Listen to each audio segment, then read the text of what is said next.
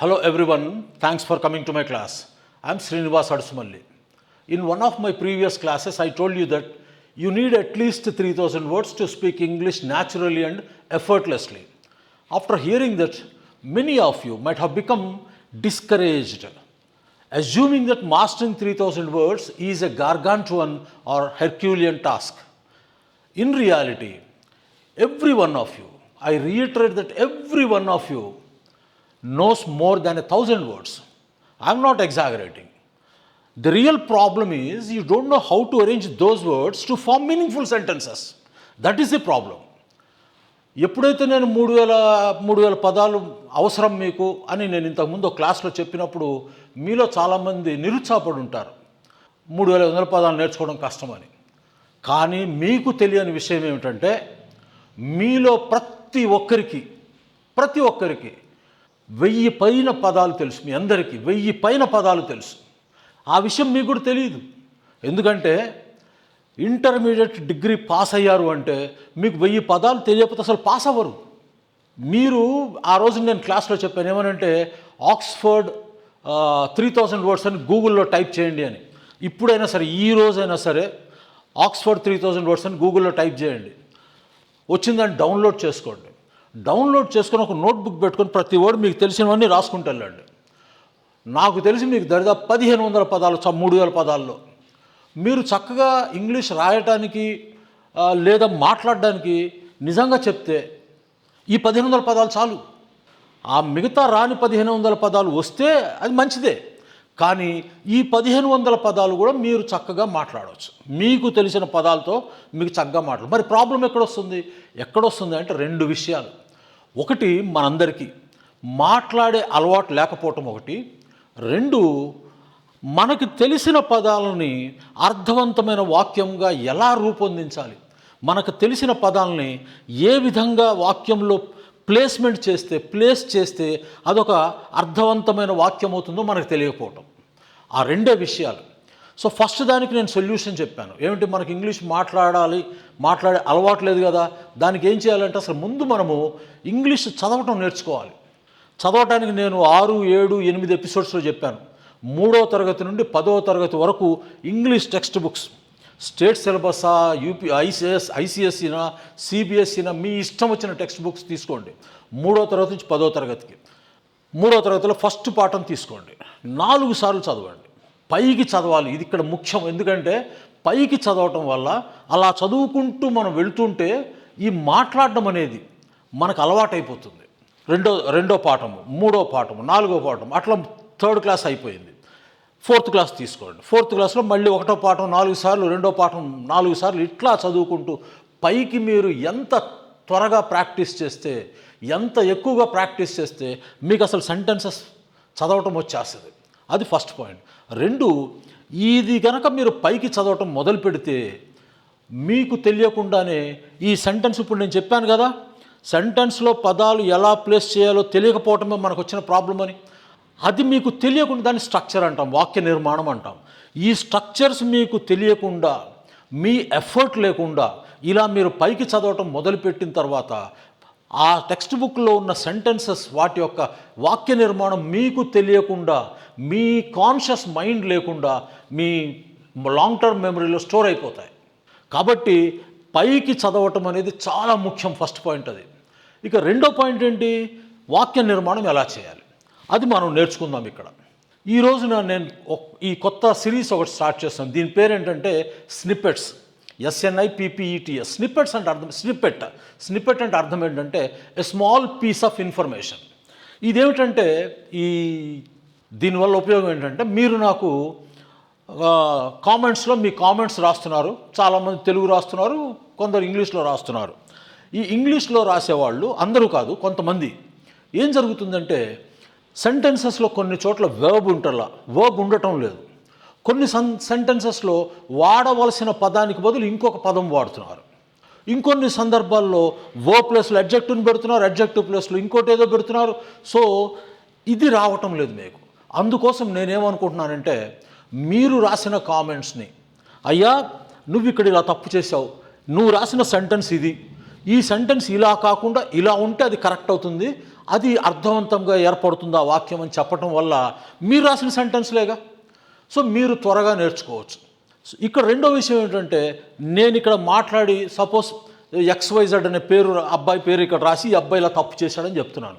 మీరెవ్వరూ బాధపడవలసిన పని లేదు. ఎందుకంటే ఆ XYZ అనే అబ్బాయి ఎవరో మిగతా ప్రపంచానికి ఎవరికి తెలియదు.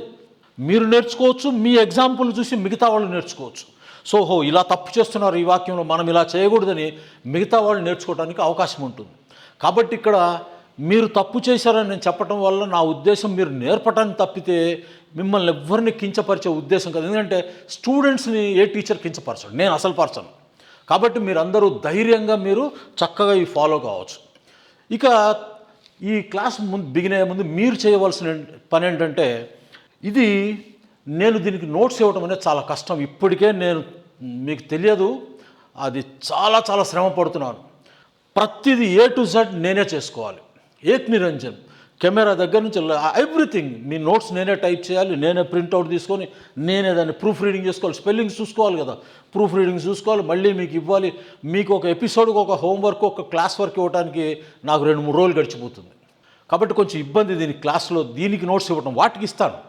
దీన్ని మీరు ఏం చేయాలంటే, క్లాస్మేట్ నోట్బుక్, ఒక లాంగ్ నోట్బుక్ 200 పేజెస్ కొనుక్కోండి.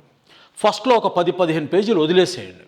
వదిలేసిన తర్వాత ఏం చేస్తారంటే, నేను ఇక్కడ మీ క్లాస్లో మీరు మీ సెంటెన్స్ రాసి మీరు ఎక్కడ తప్పు రాస్తున్నారో చూపించి దానికి సంబంధించిన ఏదో ఒక రూల్ ఉంటే ఆ రూల్ చెప్తా కదా.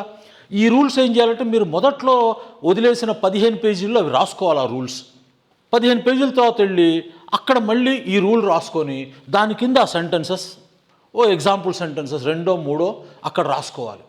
సో ప్రతిరోజు ఫస్ట్ ఈ 3 పేజీల్లో 10-15 పేజీలు ఉంది కదా, ఈ 15 పేజీల్లో మీరు రాసుకునే 1, 2, 3 అని రాసేసుకోండి రూల్స్. ఇవన్నీ రాసేసుకోవటం వల్ల ప్రతిరోజు ఒకసారి ఇవన్నీ రివిజన్ చేసుకోండి. రివిజన్ చేసుకుంటే మీకు ఈ రూల్స్ అన్నీ ఒక రోజులో రావు. ఇవి ఒక 10-15 రోజుల పాటు ప్రతిరోజు, కరెక్ట్గా చెప్పాలంటే 40 రోజుల పాటు రివిజన్ చేయాలి ఏదైనా సరే. సో ఇవి ఇలా కంటిన్యూస్గా రివిజన్ చేసుకోవటం వల్ల ఈ రూల్స్ అన్నీ మీకు తెలియకుండా మీలో నిక్షిప్తమైపోతాయి. అదొకటి చేయాలి. ఇంకా మరీ ముఖ్యమైన టాపిక్ ఏంటంటే, విషయం ఏమిటంటే, ఈ ఇంగ్లీష్ రాయాలన్నా మాట్లాడాలన్నా మీకు కావాల్సింది ఏంటంటే వర్బ్ కాంజుగేషన్. అంటే టైంను అనుసరించి వర్బ్ ఎలా తన రూపాన్ని మార్చుకుంటుంది.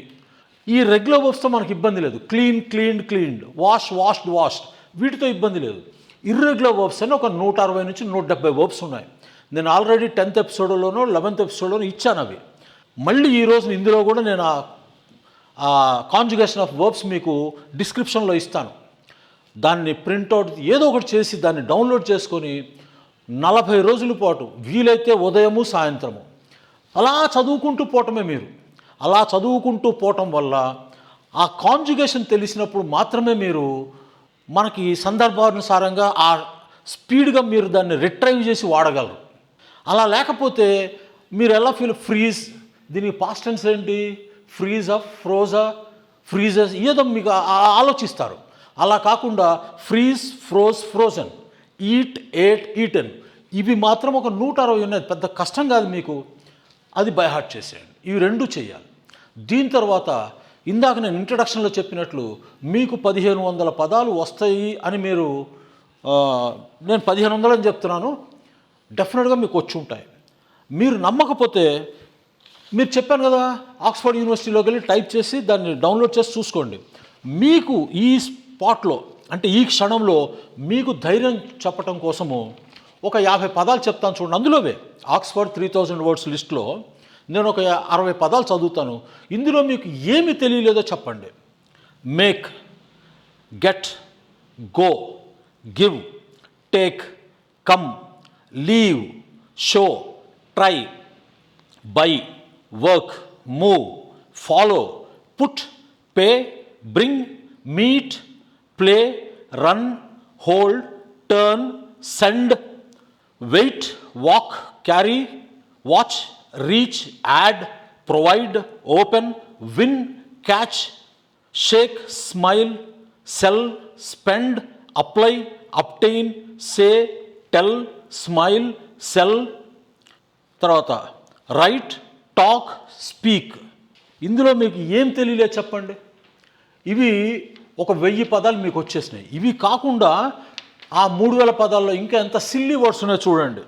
Actor, bank, post office, basketball, battery, bathroom, age, bedroom, bottle, coffee, church, desk, east, west, January, March, forest, hotel. ఇవి ఒక 500 ఉన్నాయి. ఈ 500 పట్టించుకోవాలి అసలు మనము?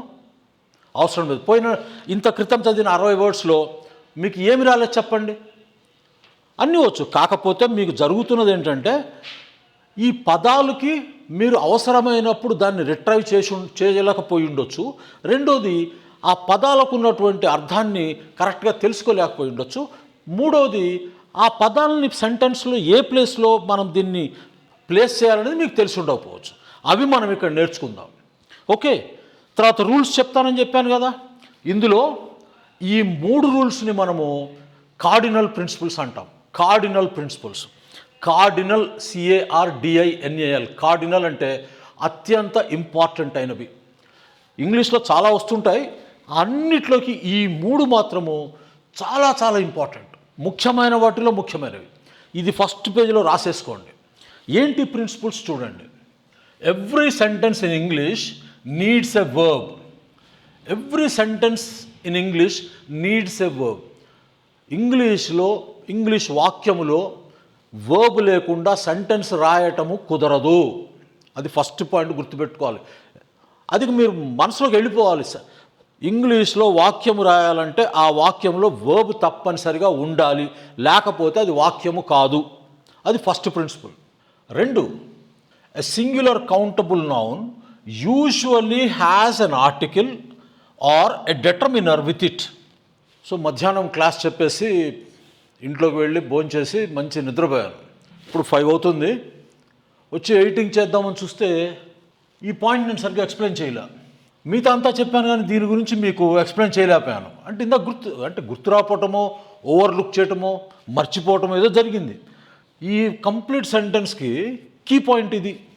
దీని గురించి చెప్పకుండా మిగతా అంతా 5 నిమిషాలు చెప్పాను. సో ఏంటంటే ఇక్కడ ఇంకోసారి చెప్తా చూడండి. ఎ సింగులర్ కౌంటబుల్ నౌన్, అంతవరకు మీ అందరికీ తెలుసు. సింగులర్ కౌంటబుల్ నౌన్ అంటే నౌన్స్లో కౌంటబుల్స్, అన్కౌంటబుల్స్ అని ఉంటాయి. మనం లెక్క పెట్టగలిగినవి కౌంటబుల్ నౌన్స్ అంటాము, మనం లెక్క పెట్టలేనివి అన్కౌంటబుల్స్ అంటాము. ఆ లెక్క పెట్టగలిగిన వాటిలో సింగులర్ నౌన్స్ అంటే singular countable noun usually has an article or determiner with it. So ఇది మర్చిపోయాను ఉదయం. ఇది మర్చిపోయి మిగతా అంతా చెప్పేశాను. So singular countable noun usually has an article or determiner with it. Already మీకు నేను చెప్పేశాను కదా. ఏంటది? Adverbs off frequency. యూజువల్లీ అంటే అర్థం ఏంటి? ఆల్వేస్ కొంచెం క్రింద ఉంటుంది, అంటే ఆల్మోస్ట్ 98-99%లో ఉంటుంది ఇది. అంటే ఇప్పుడు దీని అర్థం ఏంటి? సో సింగులర్ కౌంటబుల్ నౌన్ తనతో పాటుగా తప్పనిసరిగా ఒక ఆర్టికల్ కానీ ఒక డిటర్మినర్ కానీ ఉంటుంది. ఎంత పర్సెంట్ ఉంటుంది? 99% ఉంటుంది. 1% ఎక్సెప్షన్. ఆ ఎక్సెప్షన్ ఏంటో తర్వాత చెప్తాను. అంటే మీకు ఏమర్థమైంది? సింగులర్ కౌంటబుల్ నౌన్ని ఉపయోగించినప్పుడు దాని పక్కన తప్పనిసరిగా ఒక ఆర్టికల్లో ఒక డిటర్మినర్ ఉండాలి. ఫస్ట్ ఆ ఆర్టికల్ డిటర్మినర్ మీకు తెలుసు. ఆర్టికల్స్ అంటే మీకు తెలుసు, ఏ అండ్ ది. డిటర్మినర్ అంటే అర్థం ఏమిటంటే నిర్ధారించేదాన్ని డిటర్మినర్ అంటాం, నిర్ధారించటాన్ని డిటర్మినర్ అంటాం, నిర్ధారించేది. సో డిటర్మినర్స్ అంటే ఏంటంటే ఆర్టికల్స్ కూడా ఒక రకంగా డిటర్మినర్సే. అవి కూడా ఆ వస్తువుని, ఆ మనిషిని, దేన్ని నిర్ధారిస్తాయి. సో ఇంతకీ డిటర్మినర్ అంటే అర్థం ఏంటంటే నిర్ధారించే వాటిని డిటర్మినర్ అంటారు. ఏదైనా సరే నిర్ధారిస్తుంది అది.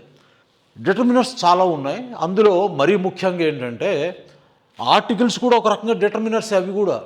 అవి కూడా నిర్ధారిస్తాయి కదా. ఏ అండ్ దిలు కూడా నిర్ధారిస్తాయి. సో అది కాకుండా, ఆర్టికల్స్ కాకుండా ఇంకేమున్నాయంటే పొసెసివ్ అడ్జెక్టివ్స్. మీకు పర్సనల్ ప్రొనౌన్స్లో నేర్పాను నేను. Possessive adjectives my, our, your, their, his, her చెప్పుకున్నాం కదా. వాటిని కూడా డిటర్మినర్స్ అంటారు. కొన్ని గ్రామర్ బుక్స్లో వాటన్నిటిని డిటర్మినర్స్ అంటారు. మనం వాటిని పొసెసివ్ అడ్జెక్టివ్స్ అన్నాం. అవే కాకుండా డిమాన్స్ట్రేటివ్స్ అని ఇంకొన్నాయి. అవేంటంటే దిస్, దీస్, దట్, దోస్. కానీ అక్కడ మనకి సింగులర్ కదా కావాల్సింది. కాబట్టి అందులో మనం ఏం తీసుకుంటామంటే దిస్, దట్ తీసుకుంటాం. ఇవి కాకుండా ఈచ్, ఎవ్రీ, తర్వాత మెనీ, మచ్, సమ్, ఇవన్నీ చాలా ఉన్నాయి కదా, అవన్నీ డిటర్మినర్సే. ఓకే, కాబట్టి సింగులర్ కౌంటబుల్ నౌన్ ఉపయోగించేటప్పుడు దానికి సంబంధించినటువంటి ఏదో ఒక డిటర్మినర్ దాంతో పాటు ఉండాలి, తప్పనిసరిగా అది ఉండాలి. ఇక్కడ 99% అంటున్నాం యూజువల్లీ, అంటే 2-3 ఎక్సెప్షన్స్ ఉన్నాయి. ఆ ఎక్సెప్షన్స్ తర్వాత వెళ్దాం. ఈ ఆర్టికల్స్ కానీ డిటర్మినర్స్ కానీ ఉండాలి. ఏంటి, ఇప్పుడు సపోజ్ ఒక ఎగ్జాంపుల్ తీసుకోండి. ఏంటిది, హౌస్ అనే ఒక ఎగ్జాంపుల్ తీసుకోండి. ఈ హౌస్ అనేది మనం సెంటెన్స్లో రాసేటప్పుడు హౌస్ అని ఒంటరిగా రాయడానికి వీల్లేదు. దాని ముందు ఏదో ఒకటి పడేయాలి. ఏం పడేస్తాము, ఏ హౌస్ అండ్ రాదు ఇక్కడ. A house, the house, this house, that house, చెప్పాం కదా, my house, your house, our house, their house, his house, her house. So ఆ హౌస్ ముందు వాడేటప్పుడు ఏదో ఒకటి నువ్వు వాడాలి, దాన్ని ఒంటరిగా వాడడానికి వీలు లేదు. అర్థమైంది కదా. ఈ విధంగా మనము చెప్పుకున్నాం. ఏం చెప్పుకున్నాం ఇక్కడ, దాని ముందు ఏదో ఒకటి వాడాలి. ఎప్పటి వరకు, యూజువల్లీ, అంటే 99% వరకు దాని ముందు ఏదో ఒకటి ఉండాలి. అది ఆ ఆర్టికల్ కానీ డిటర్మినర్ కానీ అవసరము లేనివి కూడా కొన్ని సందర్భాల్లో వాడతాం. అవి ఏంటంటే చాలా ఉన్నాయి. అవి మీకు ఆర్టికల్స్లో నేర్పిస్తాను నేను మీకు. ఇప్పుడు ఏం చెప్తున్నా అంటే, ఏంటి ఆ ఎక్సెప్షన్స్ అంటే, ఇప్పుడు సింగులర్ అయినప్పటికీ కొన్ని సందర్భాల్లో మనం వాటి ముందు ఎటువంటి డిటర్మినర్ కానీ ఆర్టికల్ కానీ వాడకూడదు. మీరు ఎప్పుడు గమనించరు. కానీ మీకు తెలిసినటువంటి అందరూ రాసే ఎగ్జాంపుల్ తెలుసు కదా మీకు. ఏంటది, she goes to college, she goes to college. College అనేది సింగులర్ కదా, college, colleges, 1 college, 2 colleges, 3 colleges, 4 college మనం లెక్క పెడతాం. కానీ ఆ సెంటెన్స్లో షీ గోస్ టు కాలేజ్ అన్న దాంట్లో మరి ఎక్కడ ఆర్టికల్ రాయలేదే. సో అటువంటిది ఎక్సెప్షన్ అనమాట. సో కొన్ని బిల్డింగ్స్ గురించి వాడేటప్పుడు మనము ఆర్టికల్స్ కానీ డిమాన్స్ట్రేటివ్స్ ఇవి డిటర్మినర్స్ కానీ వాడము. అదేవిధంగా hospital, university, he wants to study engineering at university, he wants to study engineering at university, at a university అనము, అట్ యూనివర్సిటీ. అదేవిధంగా there was an accident on the highway, the injured were taken to hospital, the injured were taken to hospital. అక్కడ were taken to a hospital అనం మనం. అర్థమైందా, the injured were taken to hospital. అది గుర్తుపెట్టుకోండి. కొన్ని సందర్భాల్లో అలా మనము అవేంటో మీకు ఆర్టికల్స్ వచ్చినప్పుడు డీటెయిల్గా చెప్తాను. ఇక్కడ మనకు కావాల్సింది ఏంటంటే అది గుర్తుపెట్టుకోండి. కొన్ని బిల్డింగ్స్కి మనము, అదేవిధంగా John goes to church, John goes to church. Church తెలుసు కదా మీకు, కౌంటబుల్. ఒక చర్చ్ ఉంటుంది, 100 చర్చిలు ఉంటాయి. అతను ఒక చర్చికి వెళ్తాడు అని చెప్పినప్పటికీ మనం తెలుగులో, ఇంగ్లీష్లోకి వచ్చినప్పటికీ జాన్ గోస్ టు చర్చ్ అని చెప్పాలి తప్పించి John goes to a church అని చెప్పకూడదు. అట్లనే చాలా ఉన్నాయి. Sarala goes to office by car, by car అనకూడదు, by car. He goes to office by bus, by train. అంతేగాని ట్రైను, బస్సు, కారు ఇవన్నీ కౌంటబుల్స్ అయినప్పటికీ వాటి ముందు మనము ఆర్టికల్స్ పెట్టకూడదు, డిటర్మినర్స్ వాడకూడదు. మీకు ఆర్టికల్స్ డీటెయిల్గా ఎక్స్ప్లెయిన్ చేస్తాను, అది గుర్తుపెట్టుకోండి. అర్థమైంది కదా ఇప్పుడు బేసిక్గా మీకు. ఏంటి, సింగులర్ కౌంటబుల్ నౌన్స్ ఉపయోగించినప్పుడు వాటి ముందు సాధారణంగా 99% మీరు దాని ముందు ఏదో ఒక ఆర్టికల్ కానీ ఒక డిటర్మినర్ కానీ ప్లేస్ చేయాలి. అది రూల్, గుర్తుపెట్టుకోండి. ఓకే, ఇవి వచ్చినప్పుడు తప్పనిసరిగా మీరు ఏదో ఒక ఆర్టికల్ కానీ డిటర్మినర్ కానీ వాడాలి. ఇక్కడ మీరు ఇంకోటి గుర్తుపెట్టుకోవాల్సింది ఏంటంటే, ఈ హౌస్ ముందు కొన్ని సందర్భాల్లో నౌన్స్ ముందు అడ్జెక్టివ్స్ రావచ్చు కదా. అడ్జెక్టివ్స్ వచ్చినప్పుడు సపోజ్ ఇది ఏదో బిగ్ హౌస్ అనుకోండి, ఇప్పుడు నేను చెప్పినటువంటి ఆర్టికల్స్ కానీ డిటర్మినర్స్ కానీ ఇక్కడ వస్తాయి, ఈ అడ్జెక్టివ్ ముందు వస్తాయి. గుర్తుపెట్టుకోండి, a big house, that big house, his big house. అట్లా ఈ డిటర్మినర్స్ కానీ ఆర్టికల్స్ కానీ ఆ అడ్జెక్టివ్స్ ముందు వచ్చేస్తాయి. అది గుర్తుపెట్టుకోండి. ఓకే, ఇది ఆ రూల్. ఈ రూల్ సెకండ్ రూల్ అనమాట. మూడో రూల్ ఏంటి, మూడో రూల్ ఏంటంటే, the verb in a sentence, the verb in a sentence must always agree with the subject. The verb in a sentence must always agree with the subject. So సెంటెన్స్లో verb అనేది ఎప్పుడు ఆ సెంటెన్స్లో ఉన్న సబ్జెక్టుతో అగ్రీ అవ్వాలి. సబ్జెక్టుతో వర్బ్ ఎప్పుడు అగ్రీ అవ్వాలి. అగ్రీ అవ్వకపోతే ఆ సెంటెన్స్ ఇల్లాజికల్ అయిపోతుంది, అన్గ్రామాటికల్ అయిపోతుంది. కాబట్టి ఈ 3 రూల్స్ ముఖ్యమైనవి, గుర్తుపెట్టుకోండి. ఓకే, ఇవి రాసేసుకోండి. ఇక మీరు చెప్పినటువంటి కొన్ని కామెంట్స్ చూద్దాం. సెంటెన్సెస్ ఎవరు రాశారంటే, ఈ ఫస్ట్ సెంటెన్సు బట్టు విజయ్ అని రాశాడు. 9th ఎపిసోడ్ అంటే ప్రజెంట్ స్టేట్మెంట్స్లో ఇతను చాలా ముందు నుంచి ఫాలో అవుతున్నాడు. నేను చాలాసార్లు చెప్తుంటాను, statements present, past, future statements చాలా ఇంపార్టెంట్. దాన్ని మీరు సాధ్యమైనన్ని సార్లు రివిజన్ చెయ్యండి అని చెప్తుంటాను, చాలా అవసరం అది. సో ఇతను మళ్ళీ చదివినట్టున్నాడు. చదివి ఓ ఎగ్జాంపుల్ రాశాడు. There are many people in line at the 4th counter to bring money. There are many people in line at the 4th counter to bring money. చూడ్డానికి సెంటెన్స్ అంతా బాగానే ఉంది కదా, తప్పేం లేదు. కానీ నేను చెప్పినటువంటిది ఏంటి, మీలో చాలామంది కొన్ని సందర్భాల్లో గ్రామర్ తప్పులు చేస్తారు, కొన్ని సందర్భాల్లో వాడవలసిన పదం బదులు ఇంకొక పదం వాడతారు, తెలియక చేసే పని ఇది. సో ఈ అబ్బాయి ఏంటి, there are many people in line at the 4th counter. So 4th counter దగ్గర చాలామంది లైన్లో ఉన్నారు. దేనికి? టు బ్రింగ్ మనీ, డబ్బులు తేవడానికి. అంటే విజయ్ గారు డబ్బులు ఏమన్నా అక్కడ కుప్పలు కుప్పలు పోసినా వెళ్ళి తెచ్చుకోవటానికి కాదు కదా, మీ డబ్బులు మీరు తెచ్చుకుంటారు. ఎవరో డబ్బులు అక్కడ ఒక రాసి పోసో లేదా అక్కడ ఒక కుప్ప పోసి కట్టలు కట్టలు కట్టి అక్కడ ఉంటే మనం పోయి తెచ్చుకుంటాం. అలా ఉండవు కదా డబ్బులు. సో మీ డబ్బులు అక్కడ ఉంటాయి, మీ డబ్బులు మీరు తెచ్చుకోగలరు. మీ డబ్బులు మీరు తెచ్చుకోవటాన్ని ఏమంటారంటే, ఇక్కడ వాడవలసిన పదము, సపోజ్ మీరు బ్యాంకులో డబ్బులు వేశారు, ఆ మీ ఉద్దేశం అదే అయి ఉంటుంది. ఏంటి, బ్యాంకులో కౌంటర్ 4 దగ్గర చాలామంది ప్రజలు ఉన్నారు డబ్బులు తెచ్చుకోవడానికి, కానీ మీ అభిప్రాయం అయి ఉంటుంది. సో ఇక్కడ ఏం రావాలి, ఇక్కడ కరెక్ట్ వర్డ్ ఏంటి, మీ డబ్బులు మీరు తీసుకుంటున్నారు కాబట్టి ఇక్కడ రావాల్సిన పదము ఇది రావాలి. There are many people in line at the 4th counter to withdraw their money is better. To withdraw their money, to withdraw money. So there are many people in line at the 4th counter to withdraw money. Okay, ఇది sentence. ఇక్కడ పదం మార్చారు మీరు. So బ్రింగ్కి విత్డ్రాకి చాలా తేడా. Withdraw అంటే ఇప్పుడు నేను చెప్పగానే ఈ పదం మీకు తెలుసు. సో ఈ సెంటెన్స్లు మీరు రాసేటప్పుడు అనలైజ్ చేయండి. ఇక్కడ బ్రింగ్ అనే పదం వాడుతున్నాం. బ్రింగ్ అంటే అర్థం ఏంటి, తెచ్చుకోవటం. అంటే అక్కడ డబ్బులు అక్కడ పోసిలేవు కదా, మన డబ్బులు మనం తెచ్చుకుంటున్నాం. ఎవరో డబ్బులు మనకి ఇవ్వరు కదా, అది అసలు అవకాశమే లేదు కదా. దానం చేస్తారు, చేస్తే దానానికి మనం పోం కదా. కాబట్టి ఇది ఇక్కడ ఏం రావాలా, టు విత్డ్రా మనీ అని రావాలి. So there are many people in line at the 4th counter to withdraw money. అది సరిపోతుంది. ఓకే, ఇది ఒక సెంటెన్స్.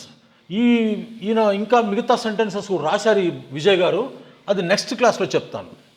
సో ఇక్కడ ఏంటంటే, ఇది 32nd ఎపిసోడ్ పర్సనల్ ప్రొనౌన్స్ చూసిన తర్వాత రాంబాబు గారు అని ఆయన రాశాడు.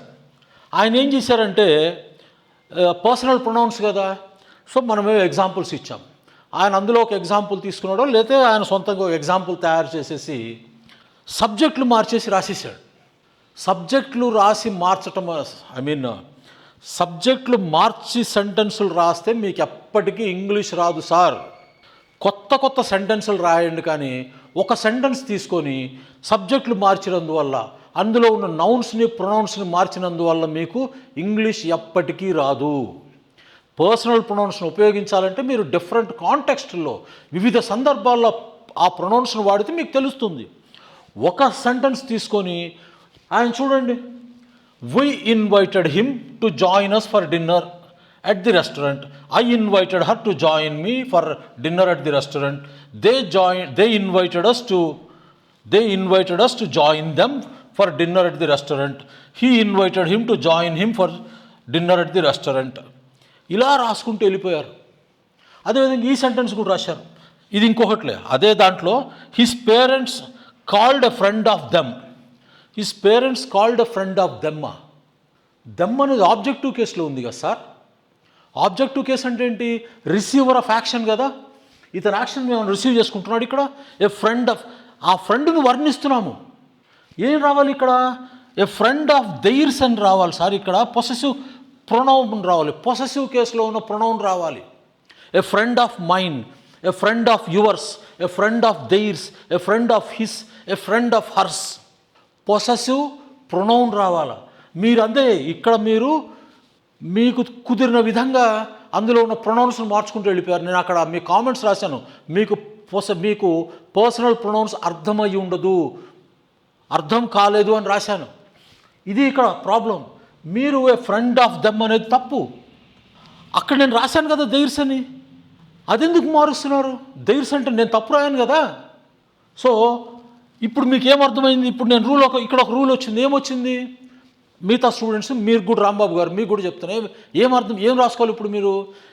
ఏ ఫ్రెండ్ ఆఫ్ అని వచ్చినప్పుడు తర్వాత ఎప్పుడు మన గురించి ఎవరి గురించి అని చెప్పేటప్పుడు వారి ఫ్రెండు, నా ఫ్రెండు, అతను చెప్పేటప్పుడు అక్కడ పొసెసివ్ కేసులో ఉన్న ప్రొనౌన్ రావాలి అని ఇప్పుడు నేను చెప్పినవి రాసుకోండి. A friend of mine, a friend of his, a friend of theirs రాసుకోండి.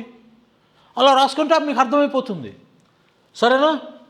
సో ఇది తప్పండి, ఇలా రాయకూడదు. ఫ్రెండ్ ఆఫ్ దెమ్ అని రాయకూడదు. అక్కడ ఏదైనా సరే పొసెసివ్ ప్రొనౌన్ రావాలి. రైట్. ఇక్కడ ఏంటి మీరు చేసింది? ఇవి ఇలా రాయకూడదు సార్. ప్రాబ్లం ఎక్కడంటే ఇలా రాస్తే ఇప్పుడు మనకి యూట్యూబ్లో మేధావులు ఉన్నారు కదా ఒక బ్యాచ్, ఈ గ్రామర్ టెక్స్ట్ బుక్స్లో ఏం చేస్తారంటే ప్రతి టెన్స్కి ఒక 4 ఎగ్జాంపుల్స్ ఇస్తారు. చాలా గ్రామర్ బుక్స్లో వివిధ రకాలైన ఎగ్జాంపుల్స్ ఇస్తారు. అందులో కొంతమంది కొన్ని గ్రామర్ టెక్స్ట్ బుక్స్లో చాలా ఇస్తారు. అందులో ఒకటి ఏం చేస్తారంటే ఇది ఈ సెంటెన్స్ ఇస్తారు, దే హ్యావ్ గాన్ టు, మన తెలుగు వాళ్ళ ఏదో మనకు తెలిసిన పేరు బట్టి ఇది రాస్తున్నా, they have gone to Tirupati అని రాస్తారు. ఇది గ్రామర్ టెక్స్ట్ బుక్లో ఇచ్చినటువంటి ఎగ్జాంపుల్ సెంటెన్స్. వీళ్ళు ఏం చేస్తారు? వీళ్ళ ప్రతిభ చూపించాలి కదా, అందుకని ఏం చేస్తారు వీళ్ళు? ఇవి మార్చేస్తారు. ఇవి మార్చేసి ఏం చెప్తారు? I have gone to Tirupati అని పెడతారు. ఓపిక వాళ్ళు ఏం చేస్తారంటే ఇది కూడా మారుస్తారు. I have gone to Vizag, we have gone to Madras, I have gone to. మీరు ఈ రోజున యూట్యూబ్లోకి వెళ్ళి హ్యావ్ హ్యాజ్ హ్యాడ్ అని చూడండి, లేదా ప్రజెంట్ పర్ఫెక్ట్ టెన్స్ అన్న కొట్టండి. నేను చెప్పిన గొప్పవాళ్ళు 2-3 ఉన్నారు, వాళ్ళని తీసేయండి. వాళ్ళని తీసివేయగా ఈ మిగిలిన బ్యాచ్ ఉంది కదా, అందరూ ఈ సెంటెన్స్ రాయాల్సిందే. I have gone to Vizag, we have gone to Vizag. ఇంకెవరో రాస్తారు when has he written a letter, when has he written a letter. అసలు ప్రజెంట్ పర్ఫెక్ట్ టెన్స్లో వెన్ రాయొచ్చా? ఇది రాస్తారు. I have gone to Tirupati, I have gone to Vizag, we have gone to Vizag. ఎందుకు? మీరు చేసిన పని, ఈ రాంబాబు గారు చేసిన పని. సబ్జెక్టులు మారిస్తే మీరు కూడా వీళ్ళలాగా ఇంగ్లీష్ రాదు మీకు. I have gone, we have gone అని పొరపాటును కూడా వాడకూడదు. I have gone to Vizag, we have gone to Vizag అనేది పొరపాటును కూడా వాడకూడదు. వాడే సందర్భం ఉంది. I have gone, we have gone కొన్ని సందర్భాల్లో వాడతాం. సాధారణమైన సందర్భాల్లో ఇట్లా ఒక ప్లేస్కి వెళ్ళటం అనే దాంట్లో I have gone, we have gone అనేది వాడకూడదు. ఎవరైనా ఏ సందర్భాల్లో వాడవచ్చు ఎవరికైనా తెలిస్తే రాయండి కామెంట్స్లో, ఎవరికైనా అవగాహన ఉంటే. ఓకే, మామూలుగా ఇది అసలు మామూలు తప్పు కాదు, క్షమించడానికి తప్పు. Okay, I have gone, we have gone రాయకూడదు ఇక్కడ.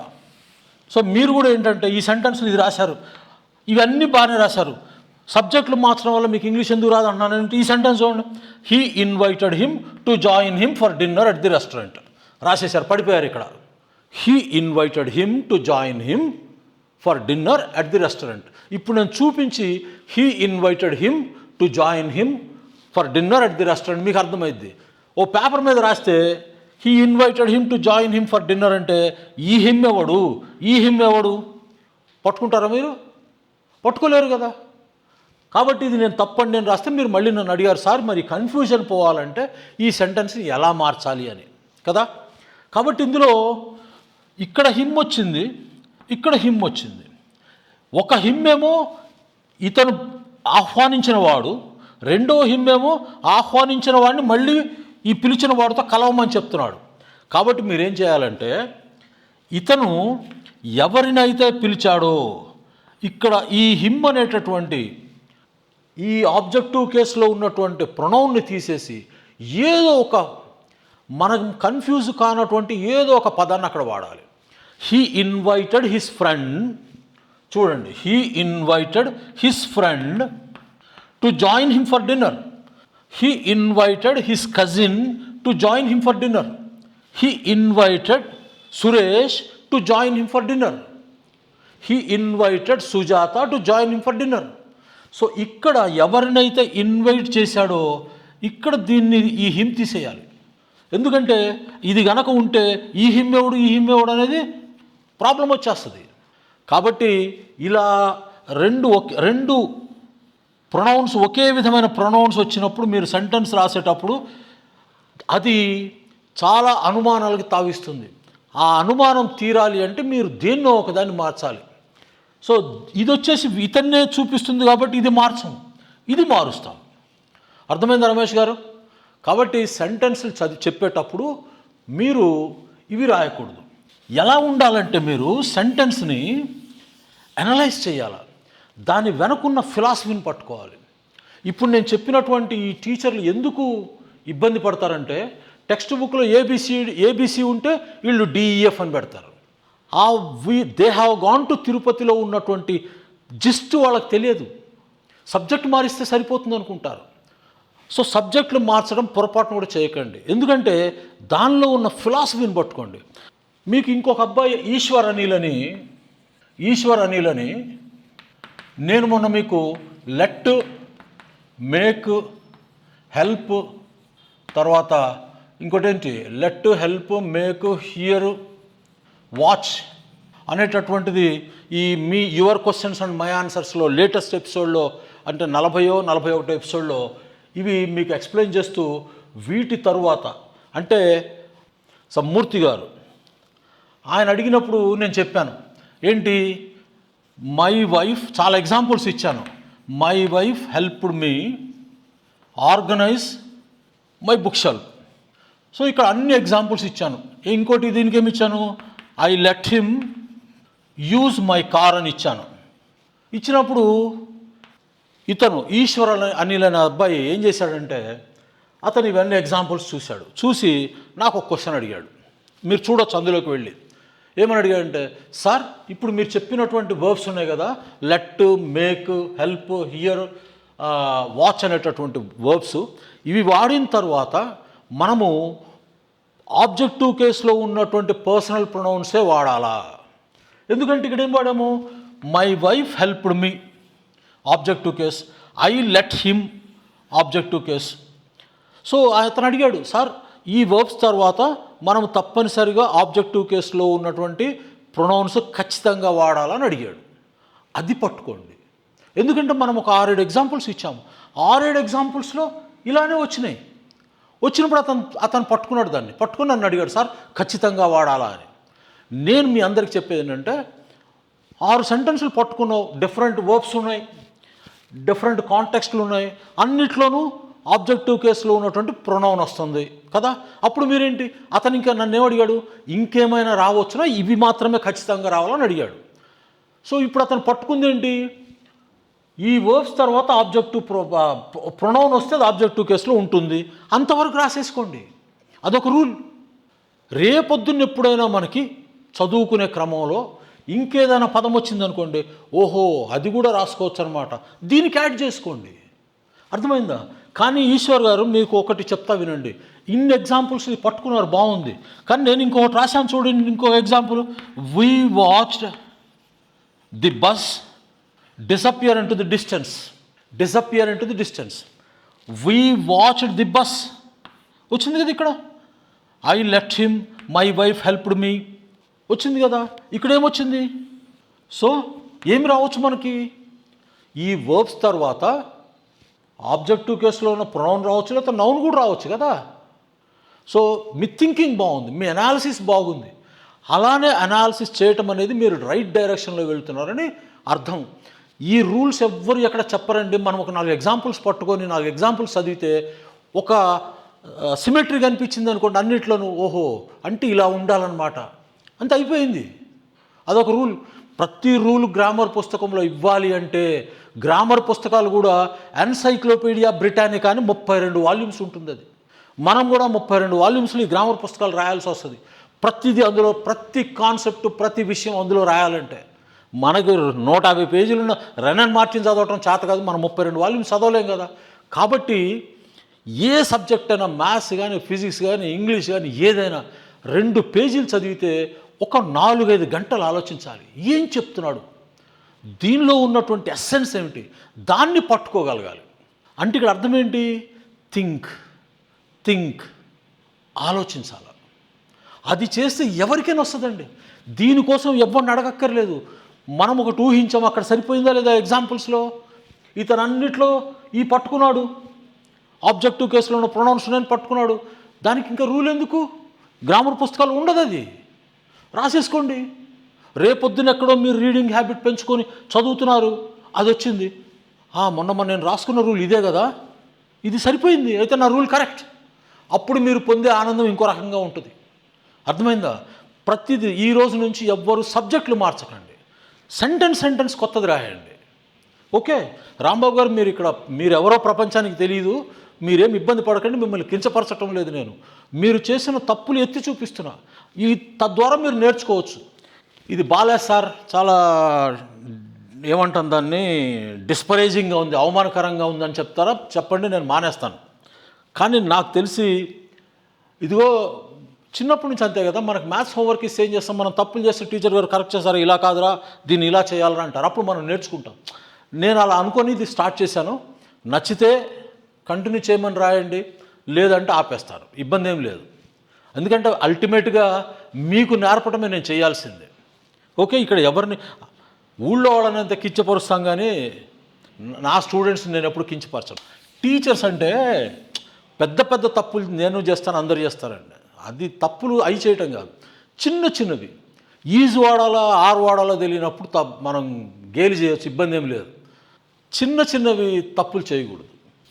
ఓకే, ఇది చాలా చిన్న మైనర్ కాన్సెప్ట్. ఇదేంటి, I have gone to Tirupati, I have gone to Vizag last week అనేది చాలా ఉన్నారు, మేధావులు ఉన్నారు, మీరు చూస్తే తెలుస్తుంది.